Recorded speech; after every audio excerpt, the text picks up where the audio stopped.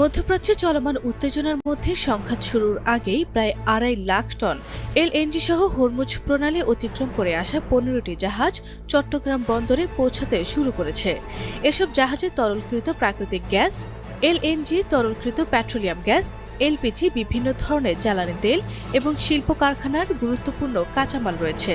শনিবার ৭ মার্চ চট্টগ্রাম বন্দর সূত্রে এই তথ্য জানা গেছে। বন্দর সংশ্লিষ্টরা জানান, জাহাজগুলো মধ্যপ্রাচ্যের বিভিন্ন বন্দর থেকে বাংলাদেশের উদ্দেশ্যে রওনা হয়েছিল। ওই সময় অঞ্চলটিতে সামরিক উত্তেজনা বাড়তে থাকলেও সংঘাত শুরু হওয়ার আগে জাহাজগুলো হরমুজ প্রণালী অতিক্রম করতে সক্ষম হয়। বর্তমানে জাহাজগুলো ধাপে ধাপে চট্টগ্রাম বন্দরে পৌঁছাচ্ছে এবং সেখানে পণ্য খালাসের কার্যক্রম চলছে। বিকাশ পেমেন্টে ১০,০০০ টাকার বেশি অফার। শপিং চলছে তো।